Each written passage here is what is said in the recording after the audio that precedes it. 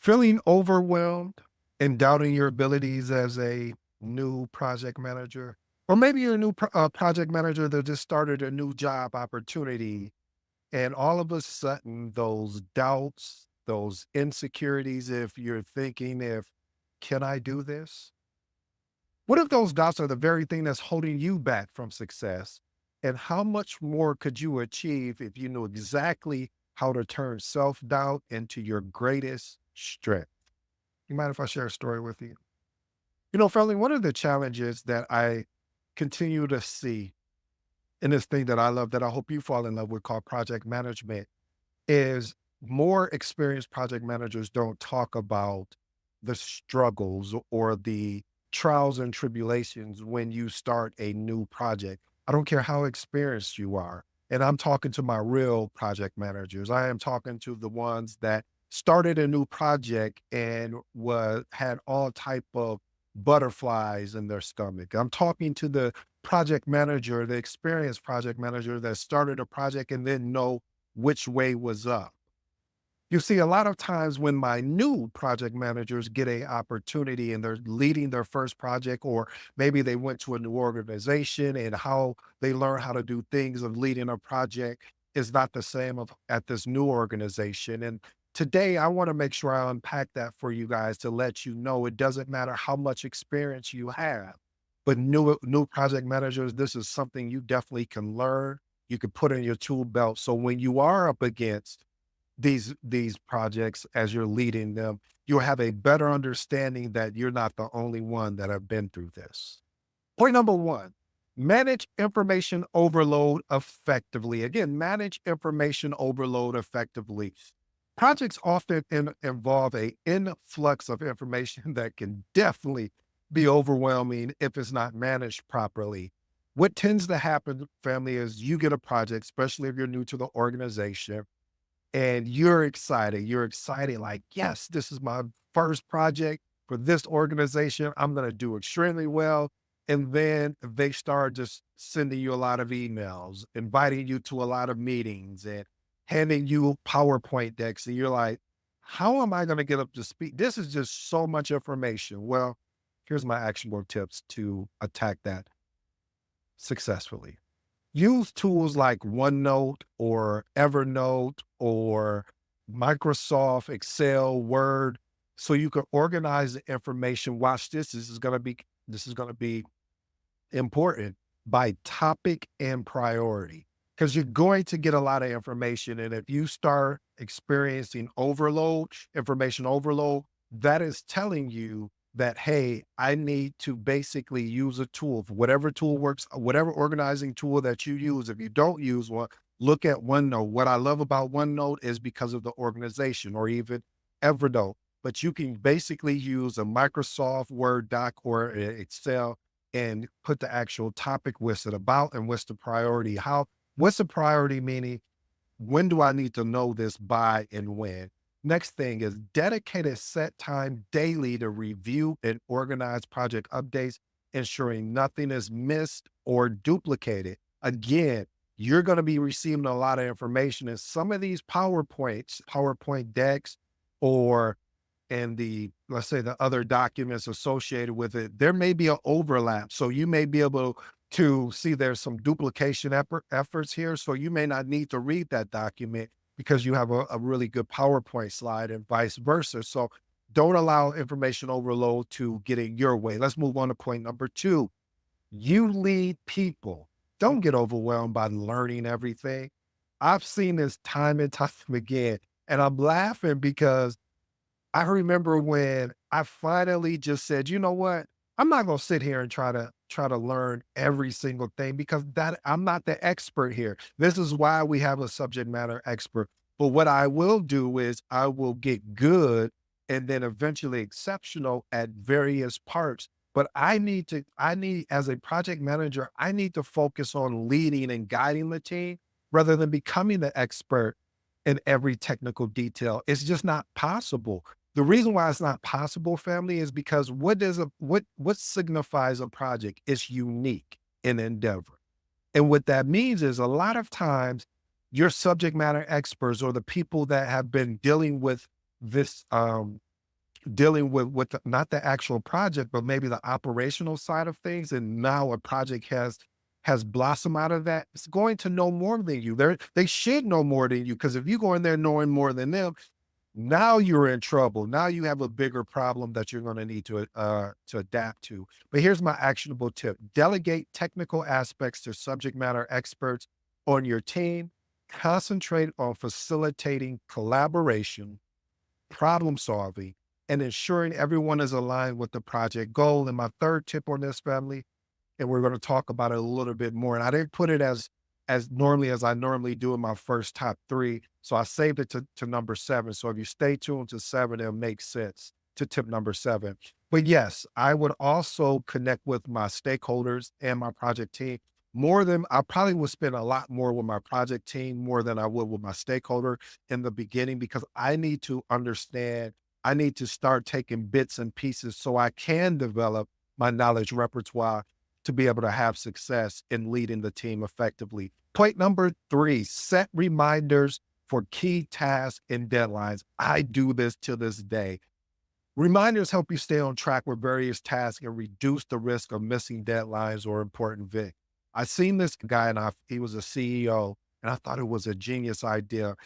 He was using his timer on his alarm on his phone to remind them. And if you have an iPhone or even an Android, you should be able to type in the type of alarm. So let's say I had a deadline to deliver this by 4 o'clock. I would put in there maybe a 2 o'clock, just to make sure I'll hit the 4 o'clock PM buffer. What am I trying to say here? You want to set reminders on top of reminders, because you may have a tendency to hit one of the reminders and forget about it. So here's my actionable tip: utilize your phone or project management software to set daily and weekly reminders for your upcoming meetings, deadlines, and most of all, your milestones. Sync these with your calendar so you can receive those notifications as well, family. Point number four: discover your meeting notes style. Message. Anytime I say message, if you're new to the episode, that is something when I need you to pay attention. I need you to stop what you're doing, unless you're driving, to really focus in on this particular aspect of this point. Why is this point relevant? A lot of people take notes, and I've seen note taking in so many different ways. But some of the biggest ways where I really think that you can add value as a note taker is being able to capture key points. What are the action items? And if there were any risk or misunderstandings during that meeting. I've seen it where, and I used to be guilty of it, and sometimes I'll fall into that trap where I'll create this detailed meeting recap. And let's be honest, nobody's reading that. They want to know, hey, what were the key points discussed? What were the action items discussed? Was there any misunderstanding or any risk and or issues that were identified? That's how I look at taking notes now. I lock in and focus on key points. I lock in and focus on action items. And then I always, if there was some misunderstanding or there was some confusion during the meeting, then I put that. Don't get so caught up in the conversation that you can't focus on those key aspects that I address: key points, action items, and any risk or issues or decisions really that were made during the meeting. Here's my actionable tip: if possible, record all of your meetings. Now, some organizations don't allow you to record, or maybe you're in a meeting and the team say, hey, can we not record this call? Okay, no problem. Use programs. One of my favorite programs to use for note taking is Otter.ai. Again, Otter, OTTER .ai. Really great program. Use any other AI functionalities. There's AI functionality in Teams that allow you to pull out the action items. But most of all, this is one of I'll say my secret sauce, in a sense, that I do. And you say, well, it just sounds like common sense. I know, but a lot of people don't do this, especially project managers. They just go on about your day. One of the things I like to do is to recap at the end of the meeting the actionable items that I believe that I have. And sometimes people will say, hey, I thought I was supposed to do such and such. Hey, you know what? You're right. Let me write that down. So it will look like, hey, John, you said that we're going to, next week, you're going to be giving us an update on the software. Hey, Sally, you said that you're going to basically be putting the communication together. That'll be due on Friday. All right, Larry, I know that you said you were going to take all of this together, the communication and the software update. You're going to look over everything just to make sure we're aligned. Did I miss anything? It's just that simple, family.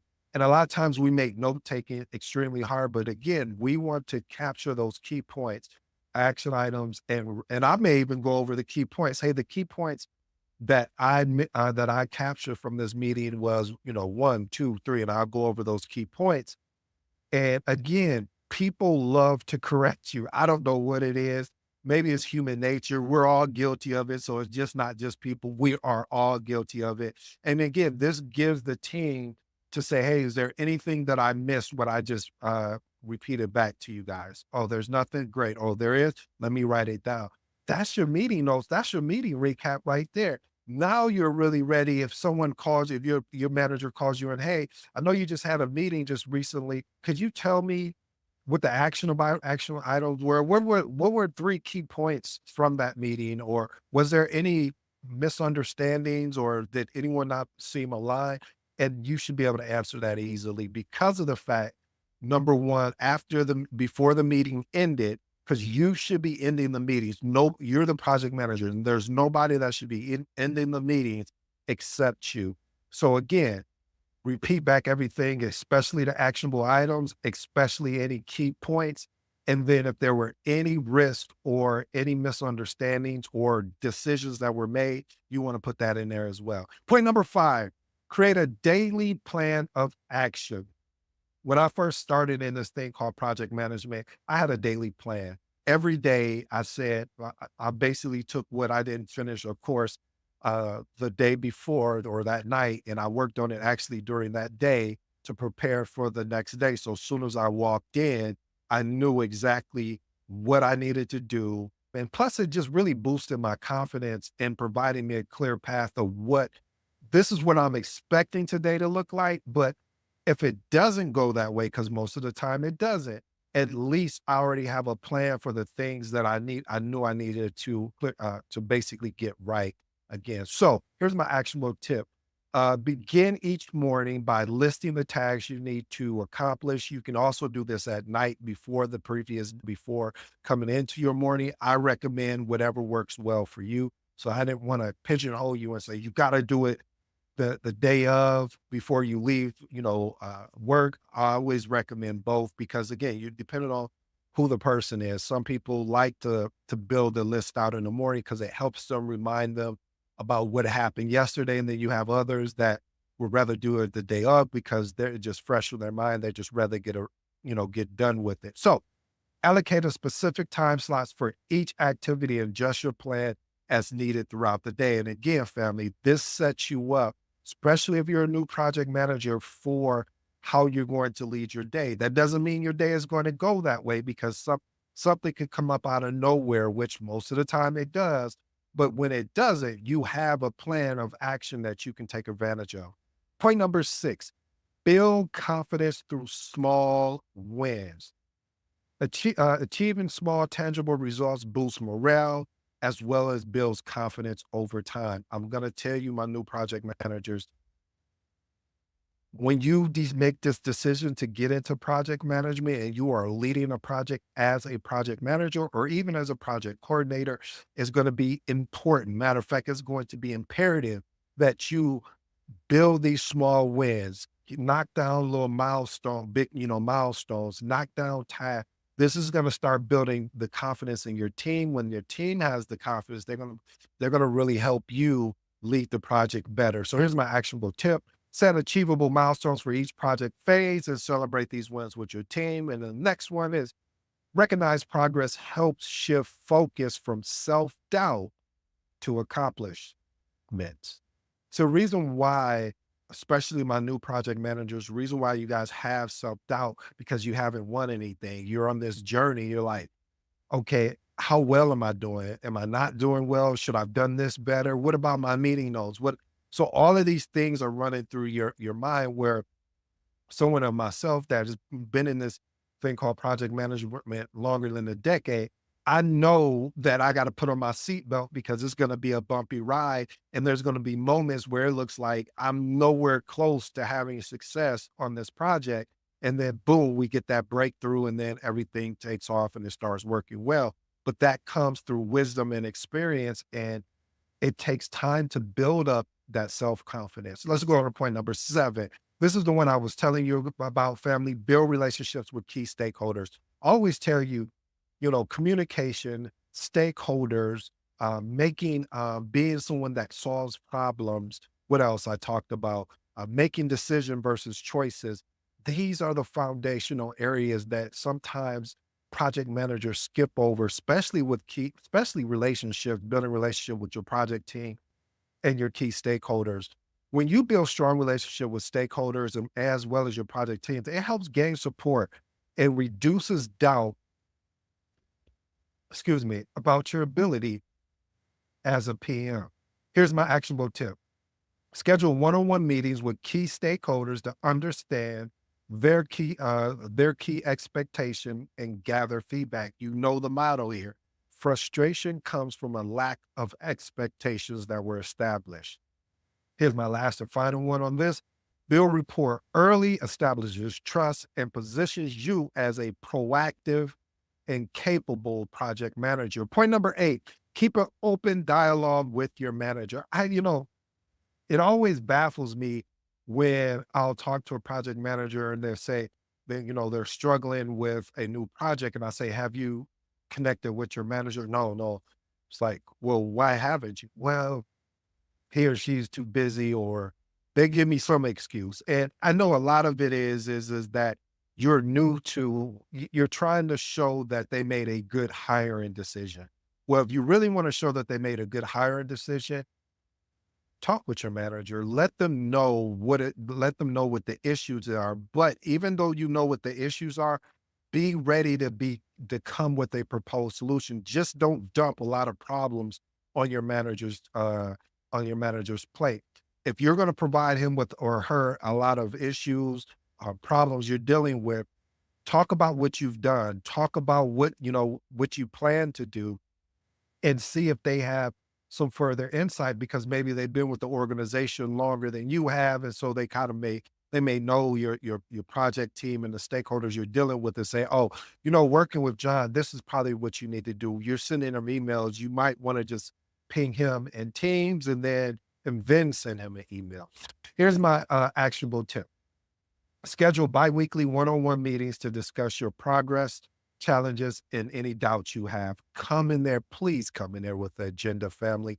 When you go to meet with your manager, come in with an agenda and have that thing laid out. If it was me, I would send it to them either the day before or the day of when you guys meet. And every time, once you go through everything, take some good notes again, and once you finish, send it back to him or her to say, hey, this is based on what we talked about. This is what I understood from our one-on-one. These are going to be good foundations for you for when you have to even do your performance appraisal as well. So they can see your growth and maturity over the length of the project. Seek their guidance on how to overcome any issues or concerns. But again, family, lead with solutions. Don't get so focused on the problem, even though it's frustrating, even though I know you're like, I just can't believe this is happening, but still lead with solutions, because if you do, you'll get more time with that manager because they see that this person is really, really ready to solutionize instead of focusing on the problem. And my bonus for you today is, I wish I could tell you anything different, but this is just part of your growth. Embrace mistakes as part of the growth. Mistakes provide learning opportunities and are a part of every professional journey. See, one thing that you don't get to see a lot of times from seasonal project managers like myself is the mistakes we made. That's why I make sure when I am doing these episodes, I tell you all the mistakes that I've done or I've seen other project managers do, where you won't make those mistakes and you can learn from them. And so when you see them, you can say, oh, okay, I need to pivot, because if I don't pivot, then this is probably going to be the outcome of this mistake that I'm about to go, the journey I'm about to go down. And this is why I always talk about hey, when you have a problem, come in with a proposed solution because I've seen it in my career as well as other project managers' career when they would go to the PMO or the manager and they say, hey, this is the problem. They're like, okay, well, what do you want me to do? This is what we hired you for.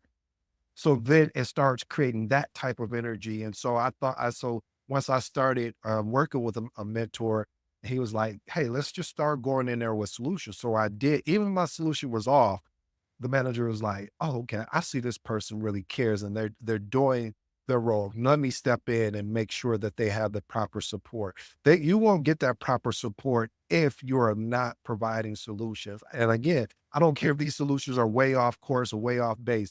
At least they know that you're thinking. Here's my actionable tips for you. After making a mistake, document what happened, what you learned, and how you will prevent it in the future. Again, the mistake is a learning opportunity for you, family.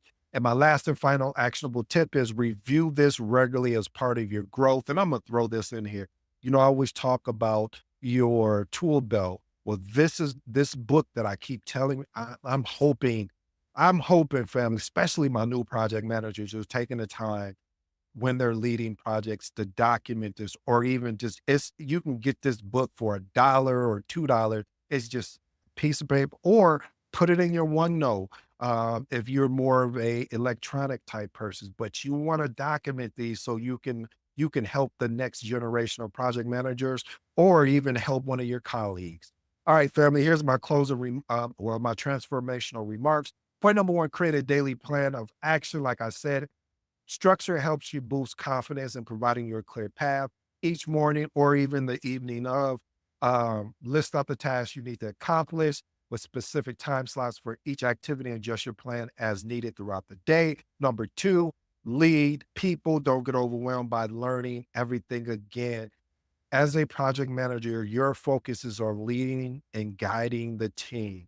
Becoming an expert in every technical situation is not going to help lead the team. You will grow over time. And if you really want to get up to speed faster, start meeting. Actionable tip was meet with your subject matter expert, meet with the people that have the information one-on-ones and start asking questions. The questions you start asking, you'll get better at what your question asking because you'll find out, wait a minute, when I ask this question, I get this way off route mark. So again, it's through trial and error. And the last and final one is embrace mistakes as part of the growth. Again, like I always tell you, family, mistakes provide learning opportunities as part of every professional journey. It's up to you how you document those mistakes and what you do with those documented mistakes. Because a lot of times we will document mistakes and how we end up overcoming them, but we never revisit that. So that is key. So, family, I hope you enjoyed today's episode. I go by the name of ED. For all you smart and intelligent folks out there, listen, that just simply means Ed. I'm truly grateful that you allowed me to deliver today's episode. I love to hear what you got to say. Leave me some comments and thoughts, and I'll soon to hear back from you. Until next time.